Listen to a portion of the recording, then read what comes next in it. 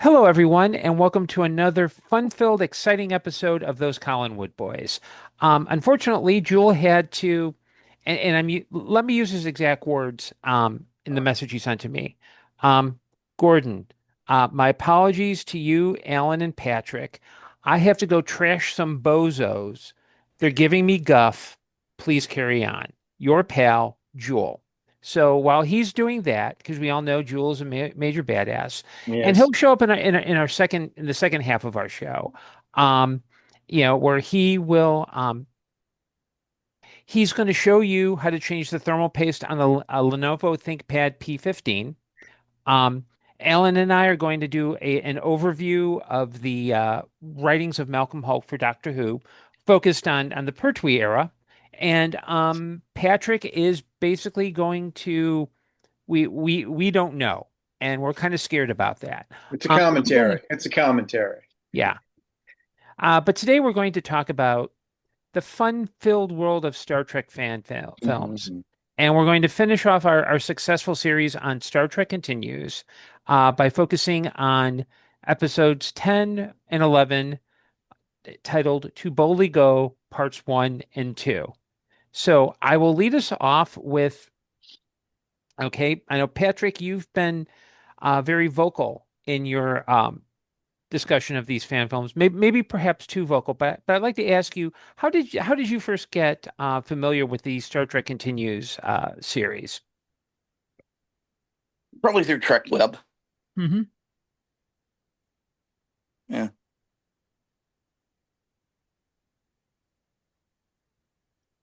Okay, yeah, because that's and Alan, how did you get first? Were you first familiarized with Via Continues? this whole thing, Patrick suggesting it in the first place, because I Okay. had never really delved into it at all. And I think, Patrick, you'd mentioned it a couple of times in earlier podcasts that we'd done, and we finally got around to it. So that was great. It was a revelation. Liked it a lot. Have liked it a lot. Hmm. Yeah, because I first watched it around 20 started watching them about 2013, because there were like three different fan film series. There was The New Voyages, Continues, and Prelude to Axanar. So and this was the golden age where you could do anything with fan films. Hmm. And I'm not going to go into the whole history, because we should focus on episodes 10 or 11 of um Continues, but I shared the fan film guidelines with Patrick and Alan, and I'll make sure that, hey, Jewel can put them in the show notes. I think if you look at them, I'll just say I don't think the word draconian does them justice. That's And these pretty. two episodes, yeah, and these two episodes of Continues, the guidelines came out just before these episodes went into production, because they're actually there were plans for, like, I think, a 13 or a 15 episode series of Continues. And so the production team decided, you know what, we'll be grandfathered in, but if we end it here and get rid of the remaining scripts, um, we should be good. And they've never received any issues for it. So I'd like to start with, this is with these two episodes. Do we not only do they fill out the end of this series, but they kind of serve metaphorically as a transition. It's an end to Star Trek, the series, hypothetically. Hmm. And Patrick, you had mentioned before, a transition to Star Trek, the motion picture. How do we um how do you feel about, either of you, thoughts, comments? How do you feel about how these episodes were structured? I think in its totality, it's a really good 1970 season. I thought they did a really good job. I think, without being too fan servicey, they tied into some stuff and extended the idea of the story from some of the original episodes. But some things also were kind of standalone as well. So I think they proved it out that they weren't just trying to pay homage in terms of what had already come before, but they were trying to actually do something new and original. Um, The one thing that was really freaky about these two episodes when I first watched it is seeing Amy Rydell, who was the daughter of the original, the woman that played the original commander, the Romulan. Enterprise incident. Hmm. Yeah, and she is like almost a dead ringer for her mother in this. The way they put the makeup together and everything else, it's incredible. Um, and I've seen pictures of her before, but I never actually seen the episode before this. So that was fun. And that's kind of fan service, but it's really good fan service because she's actually, portraying that character as an extension of the story. So again, I think that's reflective of the whole creative sort of idea behind it. It works.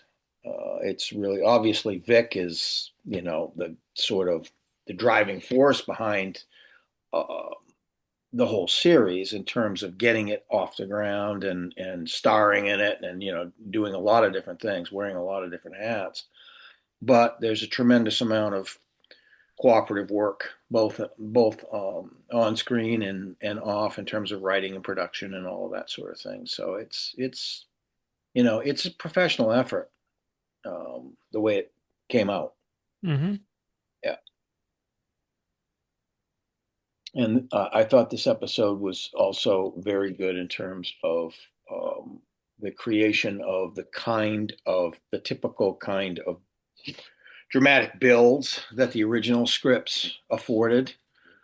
Even in the so-called terrible third season, there was a great deal of that standard that was still adhered to, even with Roddenberry sort of absent. But particularly in the first two seasons, of course, the quality was incredibly high. So, Hmm. Yeah, and I think too, I mean, I don't think, in my opinion, I don't think that the pulling everything together didn't feel very fan servicey. Because I think also, I think what, Vic Mignogna and his team were doing were they were applying, they were taking kind of that 60s template and thought, okay, if we were to do this as an actual series in the modern day, not only can we get the aesthetic down, mhm. can we kind of maybe serialize it to some point, especially since the original series wasn't serialized. Right, right. Yeah, I mean, there's good connective tissue here between, the episodes and the relationships that are built in it and everything else, which, I mean, that is part of the original series in some respects, certainly. But yeah, I just thought that, I mean, they did not outreach their ambition, I don't think, in creating something like this, particularly when it's considered a fan film, or a fan series. Um, it's just very, very good. Hmm. So yeah. Um, this episode itself, or the two episodes, I should say, because Right. it's a two-part story, I guess is the best way to put it. Two-part story. I think stands very nicely and uh, creates a real relationship between the Romulan commander and the ship, the Hmm. Enterprise. I mean, a sort of a commitment to cooperation, if you will, Hmm. because they've also thrown together the superhumans from you know from where no man has gone before, and that I thought was an interesting thing, and the thing that the inevitability that once you acquire this kind of power, you become sort of megalomaniacal after a while. Hmm. That ultimately absolute power does corrupt absolutely, in spite of the protest of Lana to the contrary, and thought that worked out pretty well. Hmm. And throwing in a Romulan or a fake Romulan guy who's actually a Vulcan, as part of her plot was an interesting, fun little Hmm. twist as well. Yeah. And Patrick, I know you were the one who suggested this. What are your thoughts on this two-parter? Most of it's been said. I like it. It's very satisfying to me. It it kills off some characters who need to go for continuity, unfortunately. Yeah. And I think it does a good job with that. It's I really think it does a good job at leaving the three main characters in the place that they're going to be at the beginning of Star Trek: The Motion Picture, and I think that is it speaks of a greater sophistication that's potential in that story than I think was realized in that movie. It sets it up really well, as I've said. It makes Star Trek: The Motion Picture feel like a continuation of this, rather than sort of its own thing. And I think Vic should be congratulated for that. Yeah, Hmm. absolutely. In many ways, the quality of obviously the stories are more in depth in this series than they are in Star Trek: The Motion Picture, which has been the sort of jibe that's been held against that for many years. Until they did Wrath of Khan, they weren't sure what was going to happen with the idea of doing another film, and it's I think it's fortunate that they did get Wrath of Khan out there. That really solidified the legacy of the show, and going forward, having all these incredible series and everything else that's come since. Yeah, and I think too, I think it helps that they were, the team was able to,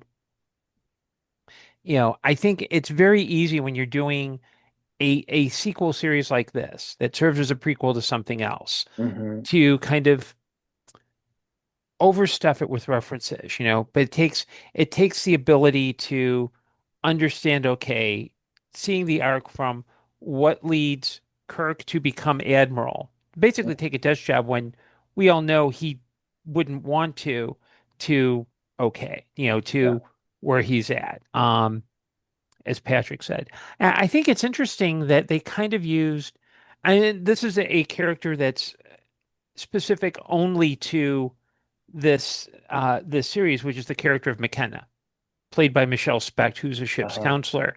Yes. Um, I mean, I thought it was kind of, and I'd like to open up the conversation because I couldn't exactly see um a ship's counselor in Kirk's ship at this time. Kind of like what it's the episode was it Embrace the Winds where it picks up on the one line from Turnabout Intruder where they say, the captain's chair is no place for a woman or something like that. And they Mm-hmm. kind of build on that. And I think they took kind of a next generation idea and put it here. And I guess, and I like to open it up because I'm not sure if this is a me thing or if I mean, I like the way they worked her in, but I wonder, the idea doesn't quite seem to fit that era. I mean, am I misreading it, or is it just a case of, what do you think of the character? I think by 1970, you're dealing with a wave of feminism Hmm. that might justify it. Um, it probably could have been justifiable, at least having some character of some equal weight that is a female character. Obviously, they had some significant female characters in original Star Trek, but to have one that's an advisor, not just another crew member or whatnot, um, and not an equal among crew, but an equal among the captain and the first officer and everybody else I think it's okay. It might be a slight stretch, but by Hmm. 1970, you're talking about those kind of things in the news and in social commentary and everything else. It's starting to happen. So Hmm. it's pretty well placed in my opinion, anyway. Yeah, because and I don't think it. Yeah, from my perspective, it's less about having a woman on the bridge. I mean, I think it also helps that Michelle Specht has that kind of very 60s kind of glam look to her, where she, I know I'm going to get in trouble for saying this out loud, but like she fits in that milieu Sure, because she sure. looks like you stick her in one of those Enterprise mini dresses, it's like perfect. You and the extra hair piled on top and stuff, which is very, very much of the series. I mean, Hmm. a lot of the women had that kind of thing going Kind of on. makes you wish William Worth-Ice was doing costumes for this series. They did a pretty good job. They did. Yeah, I mean, definitely. I thought she was great, actually. It is sort of a prescient thing, and it's a precursor to what we already know happens in the Next Generation. Of course, that element of it is also there. Um, yeah, I don't find it too objectionable, even by 1970 standards. Hmm. So, yeah.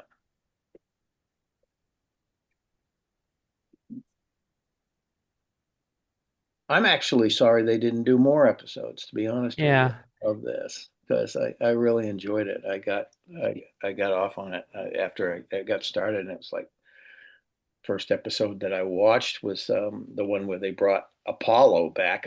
By mistake I watched that one instead of the one I was supposed to watch, but um, that was fascinating to me. Um, what's his name? Robert Forrest, I Hmm. guess. Yeah, Robert Yeah, Forrest. I mean they got so much right in terms of not just the writing and the tone, but the kind of back to like, I'm assuming they used digital video and somehow manipulated to look like 60s film. I, Um, yeah, I probably did something. I mhm. mean, yeah, because it does. It looks like film rather than, video. Unless they actually did film it, I don't know. But I would have thought that probably I would. don't think so. I think it would have been too expensive. Yeah. Yeah, it would have been incredibly expensive. They would have had to buy cameras and everything else, and they're prohibitively costly. So yeah, they did something to just give it that look, and it worked incredibly well. Whatever lighting that they did to complement that kind of, Hmm. film look was also very good. So, Yeah, because as I was watching it, I was thinking of Patrick's comment about from one of your commentaries about doing Dark Shadows like that. And first mm. I hope there's somebody out there who wants to get it, to the point where he's like trying to find the actual blueprints for the actual Collinwood sets. But I'm Ah, also wondering, but I'm also wondering yeah. if it gets to the point where like, oh, I did These are not realize you blueprints. could, oh, I These are did, blueprints for the Collinwood set, et cetera, et oh, cetera. I did not realize you could buy them. Yeah. Even Yeah, better. some a fan, um, I think, got a hold of these copies of them that Cy Thomas Hoff made for them, and decided to share them with everybody by making smaller copies, and sold them. This I think cost me around $50. But they were very limited edition kind of things. But they're out there. Mhm. You can definitely access them. So there's the only thing we don't have are the color palettes, the actual color palettes, but you can kind of approximate those from the videotapes. Mhm. So yeah, I mean, there's a potential.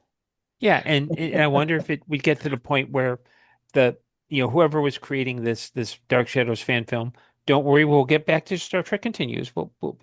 Yeah, Um, I that's right. wonder if the decision would be okay, do we do everything on digital video and try to how far do we go? Do we try to mimic that 70s videotape Well, look, or do we just let's just do it live with the cameras we have and hope the audience doesn't notice?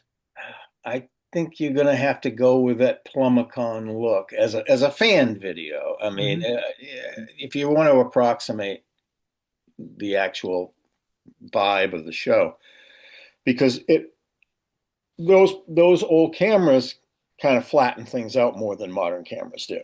Hmm. You can really achieve some filmic depth with modern cameras Yeah, using digital. it's easy to step that stuff back. Yeah, Yeah. And I think, when James Comer, I think was the name of the guy, was doing New Voyages in Phase Two, and things looked ungood. Yeah. I don't think he really had access to the same technology that Vic Mignogna had. Yeah, And I mean, it's you just take it through Final Cut, and you press a few buttons, and boom, there you are. yeah, Hmm. Which did not exist, I think, when just a few years prior, it to yes. the same degree of sophistication. Hmm. Yeah, even the original versions of Final Cut wouldn't be able to do it as easily. But yeah, it's now ridiculously sophisticated. It's great. It's great stuff. Um, yeah, that's. I guess you could probably do the the whole thing, like the original videotapes, not not really super fine focus, because of the Hmm. nature of the grain of the videotape, the magnetic videotape, and the flatness and the way that it interprets color. Because the Hmm. Plumicon cameras had those three tubes, RGB tubes in them. And you had to be really careful about balancing all of that stuff. They used to have to go through a whole rigmarole before each show with white balance and everything else, which you still have to do with some sensitive cameras. Some of them balance automatically now, but they used to have to do the white balance and the grayscale and the whole 9 yards, And everything. here it's just a matter of taking the eyedropper and getting the hex code Right. Yeah, and plugging it in, and there you go. yeah, yeah, yeah. So yeah, I think it could be done absolutely. Hmm. Okay. And one of the things that I found really interesting about this two-parter, um, and in terms of guest stars, because for some it's obvious, like John Delancey was in one, but he's Star Trek. Yeah. And Lockhart was in the same one, but she's Galactica. Hmm. Um, and or I think he said Robert Force. I mean, it makes sense because he's basically playing the older version of the character he played in the 60s, and it's one of those like nice little. I like to know what they said to either Colin Baker or Nicola Bryant to get them to do this. Yeah, we were thinking, Patrick, before that maybe they lined up with a nearby con or something like that, and maybe that was how they might have gotten them if they had approached them ahead of time, done Well, correspondence. they're making this in Georgia, Yeah, and there's Yeah. Dragon Con. yeah, Okay. Yeah. I keep forgetting about that one um because I know that like Colin Baker is very heavy in the Doctor Who convention circuit. he is, Um, and also what there's the big is it MegaCon that's up here in Orlando? There's a huge convention up here in Orlando mhm. that takes place. A couple of them actually, but one the big one I think is MegaCon, and they might be an attendee to something like Yeah. that as well. Mhm. At this point, nothing succeeds like success, Yeah, Yeah. and the show had been, artistically, and I think in terms of its reception, very successful. yeah, And so, it's an increasingly attractive thing to do. For about 4 or 5 years, I did a well-received Star Trek series, Star Trek Continuing Mission, yeah, and we had tons of guest stars. We had, our first episode, we had Lawrence Montaigne, yeah. and you'd be amazed at how quickly they said yes.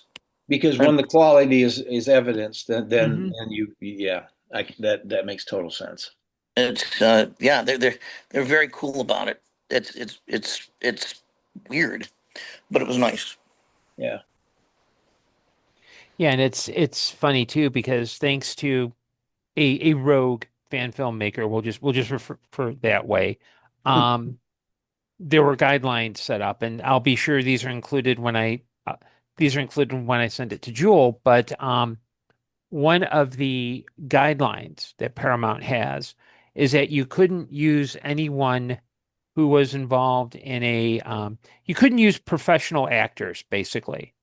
And it's like, when you consider that, and I'm a big proponent of fan films because I think, fan films allow people to do stuff like Star Trek Continues. Or fan fiction. It's like, you know what? I really think, this show is great and I want more, or um, this show really sucks and I can do better. Yeah. Not in Star Trek Continues, but you can do Hmm. some of that stuff. And I know for a while, you had a very healthy, thriving fan film community in with Star Trek, and you still do kind of, but with Star Trek kind of shaped their policies after Star Wars, which is in Star Wars, it's like 2 15-minute episodes. You can't use any main characters. It's like a different set of guidelines, but it just seems like um when it comes to fan expressions, I sometimes wonder if, um, especially now that, when these episodes were made, it wasn't as much as of an issue as it is now. That now that you have this kind of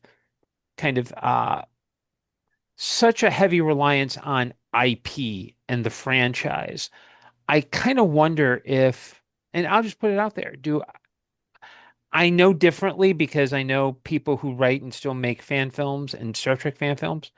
But do we think the fan film and fan fiction are dying, or is it just maybe going a little bit more underground, for lack of a better term? It's probably dying.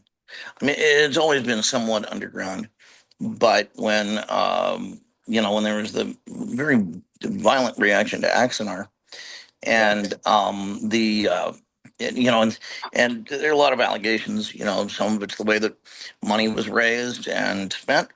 Some of it has to do with the fact that maybe he scared Paramount with the quality Well, that he delivered. I mean, I've heard a lot, and I'm sure you know everything about it. But that sort of was a death knell. yeah. This stuff is always going to be driven somewhat underground. And it exists underground, but in terms of how encouraged it was, let's say in 2007 when I was doing continuing mission, yeah, it's incredibly different. Hmm. Yeah. Yeah, because I've actually followed the Axanar story, and there have been documents that have come out, lots of documents, and it's not just threatening Paramount. Like he was to kind of put it in just big, broad chunks. Um, One is the fact that there were issues around his fundraising and how he spent the funds, because it turns out he was using funds that were supposed to go for the fan film for personal expenses and not like one off, oh, I got to put gas in my car, or, oh, like it was misspending of funds. The other is kind of issues around trademark, because he was one of the things that had kind of spurred Paramount on was that he was selling things like patches and um, coffee and literally things that had Paramount trademarked stuff, trademarked concepts. So it wasn't a case of like, and he also trash talked Paramount because it went from, hey, we really like to be doing in this universe, to, hey, this is ours, we own it. Where it gets, and I was talking with Alan before we started the discussion. It's like, what would happen if somebody did what Dark Shadows? Like if I were to say, you know what, I'm writing Dark Shadows novels, all the characters, this is the official continuation. I dare the Curtis estate to sue me. Yeah. Um, I I wouldn't don't, accept it. yeah, I do expect that as soon as I said that, there'll be somebody from the estate, probably brandishing a golf club and a Yeah. subpoena, Jim Pearson would be delivering the subpoena for the and he'd be accompanied lawsuit. by a guy with a golf club. Yes. So every year after New Year's, we talk about and we celebrate when things go into the public domain. Hmm. And so I kind of wonder with something like that if the difference isn't just time, that somehow it's okay when a certain amount of time has gone by, but I don't know if that's moral.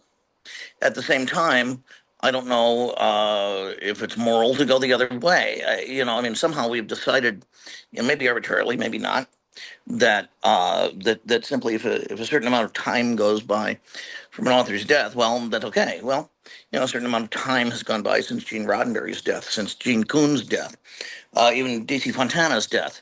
So does that make it okay? Well, yeah, I think you could argue that it's arbitrary, and I think you could Hmm. argue that it's not.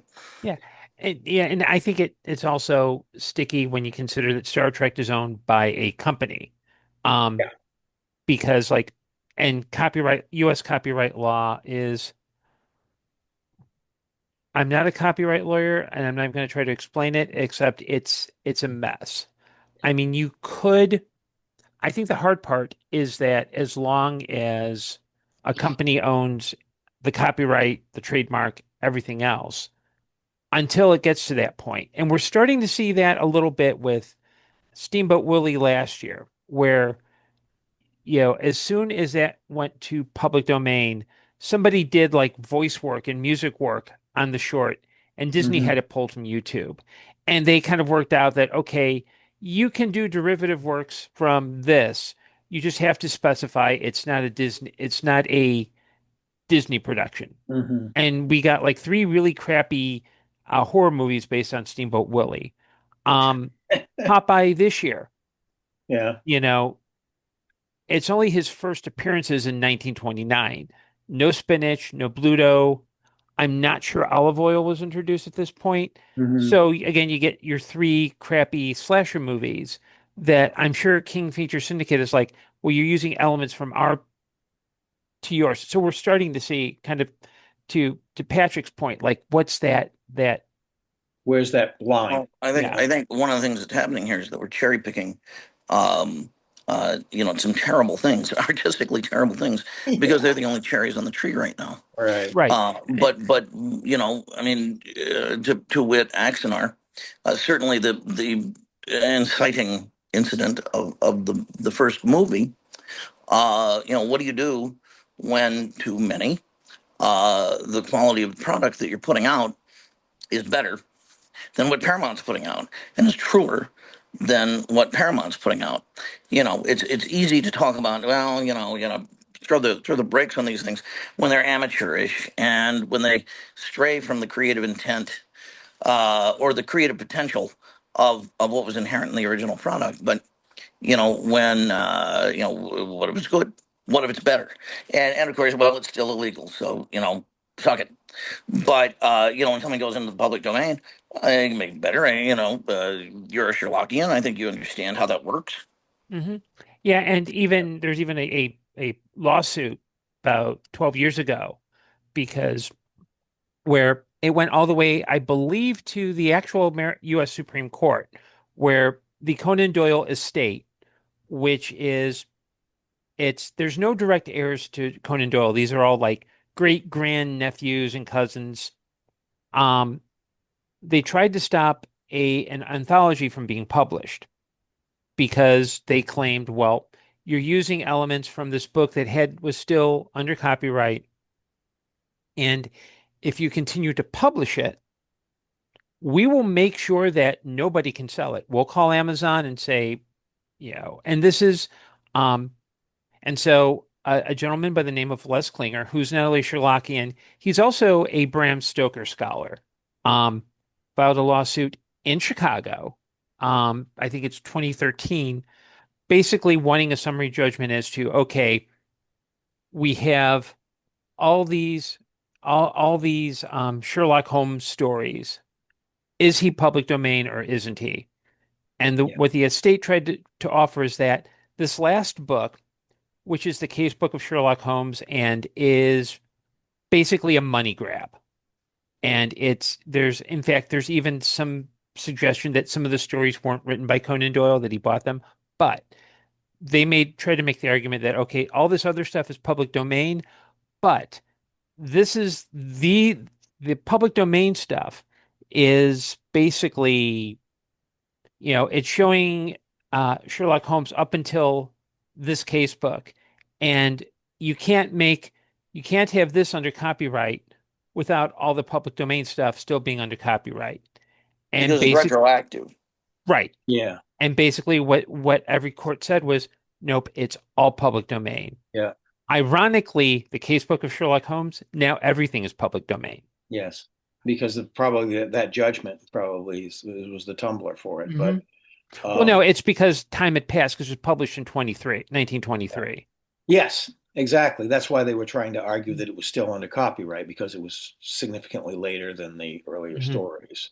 Yeah. Um, And I think it's tough too because I've seen this a lot in certain fandoms, most notably Doctor Who, and a lot with Star Trek, which is the argument that because the current stuff is bad or it doesn't quite conform, we don't like it, mhm. so it's somehow not real Star Mm. Trek, Star Wars. Right, right. Um, People argue over the right. canonical. And to me, that's like, you know, who cares? If it's, the whole point of fan films isn't to be, okay, we're going to be better than Star Trek. Right, Or even if it is better than what's on there, it's not like one is somehow more official right. The than the point is in other. the doing. The point is in Right. the doing it and coming together and doing it. And that's why continues is easily my favorite because in my head it's the unofficial fourth season of the show. Mhm. There will be people who argue with me about that. It's like either it's only fan fiction or oh no, it's whatever. But I do think there's a certain tendency to kind of be, well, I don't like it, so I don't like it, Discounted. so Yeah, yeah, at some point you have to say, you know what, I hated the entire most of the Disney run of Doctor Who, and that's a whole other show that I won't go into. But I also can be like, you know what, other people can like it. That's fine. It yeah, exists. I just don't have to watch it. yeah. Getting back into copyright issues too, people don't want to play nice anymore, particularly copyright holders. But if you're a prick about, hey, I want to make this and screw you, that's also a problem, obviously. Hmm.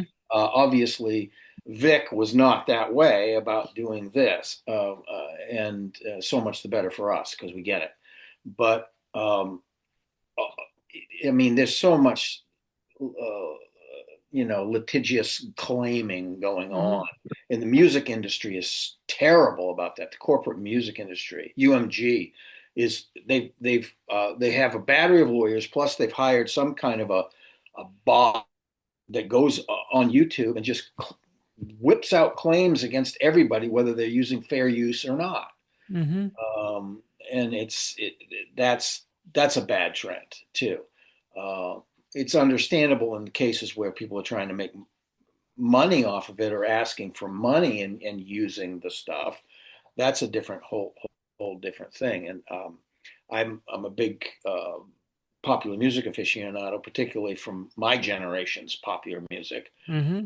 So I get this all the time on these various shows, and these some of these podcasts are very sophisticated and really well done, and they're using 10-second clips maximum of the music, or they're breaking down an entire song in a professional musician's way, telling you how to play this song. They're not trying to sell you this song, Hmm. that sort of thing, and they're not asking for any money, and they're still getting hit.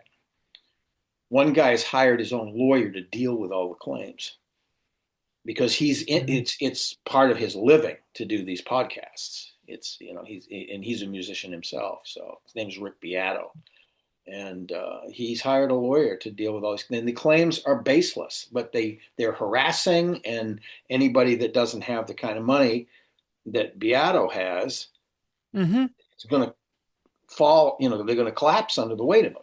So that's probably the opposite of what we're talking about here. But there is that element to copyright sometimes that happens too, where they just totally uncooperative. Yeah, and it's yeah, and I mean it's kind of a shame too because like right now because everything is so driven by who owns what. I Mm-hmm. mean, and sometimes there's some really bizarre decisions. Like, I think this was probably shortly after COVID hit.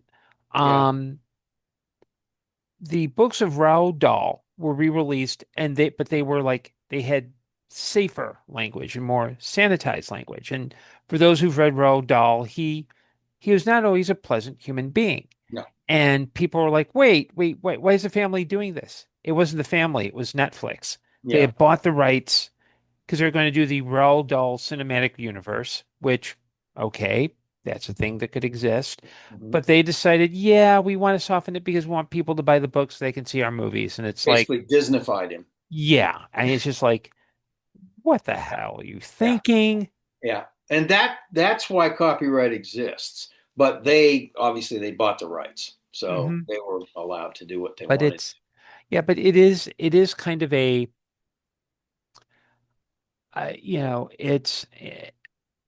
I think Star Trek continues. Not only is it the best, but I think, I kind of miss the fact that you could, I think fan films, oh, and I grew up on Doctor Who fan films from the early 90s when there was no show. And, Right.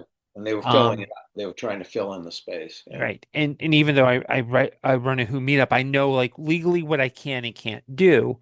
Um, but it's just a shame because fan films really and fan fiction allow for people to at least play in the sandbox. And I think we all do that playing in the sandbox. When we're kids, we've got the action figures. Mhm. When we're adolescents, we put together the uniforms. When we're adults, we're sending um we're sending inappropriate love letters to actresses who may or may not be playing counselors on starships. That Right. may just be me. Okay. I don't know if there's anyone else out there. That may just Right. be telling on me. But yeah, I think, I mean, I'm glad we've got it up, but I do think there's kind of I think it's really kind of, I have mixed feelings about the end of Star Trek Continues, not from a creative standpoint, because I think it's brilliant and I think it brings everything together. And I think it also provides, as Patrick has said, like a nice little transition from Mhm. the original series to that new to the first movie. But it's a shame because it's like for like all people are going to get is maybe a half hour. I mean, the most ambitious project that I've seen is there is a there's a YouTube channel with the Romulan War, and it's all CGI special effects. They Mhm. do kind of bend some of the fan film rules, but it's a Uh-huh. series of like shorter, some are animated, some are longer, but it's kind of like they're some, but nice as some are audio dramas, some are just like little snippets from what they've done. But that's the thing, and I think a lot of fan culture doesn't have that. Right now, it seems like fan culture of anything is usually around either cosplay or merchandising. Like, I own the merch, which is great, but there's no real fun in it.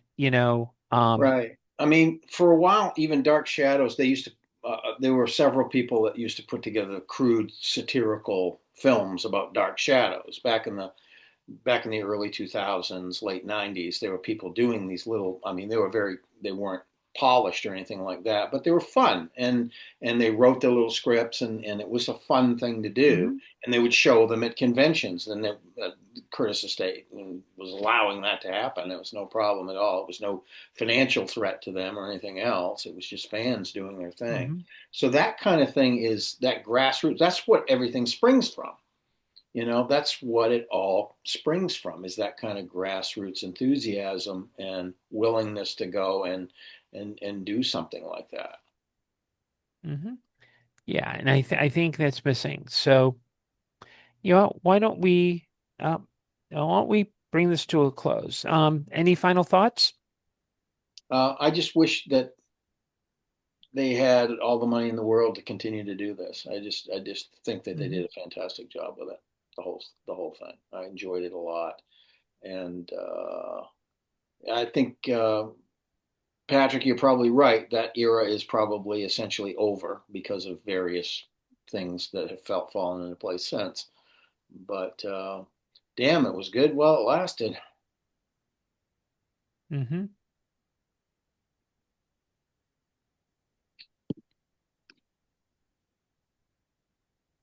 Patrick, are you there? Yeah. Oh, No, you're, okay. yeah, it's good. It's good. I like it. Yeah. Okay. Good. Well, I want to thank everyone. I want to thank my fellow co-hosts for tonight. Jewel, uh, hope that the bozo trashing has gone well. Oh, I hope there are bloody knuckles everywhere. Yeah. I want to thank all of you for watching, and especially for one particular person, you know who you are. I'm just going to say that. You know who you are. You're not in this room, but you know. We know. Until then, always remember, tip the bartender at the Blue Whale very much. At least 30, if not 40%. You know what? Make it 50%. Always tip the bartender at the Blue Whale 50%. Since the beers are only a quarter, you might as Yeah. well. And so this has been those Collinwood boys. And good night, everyone.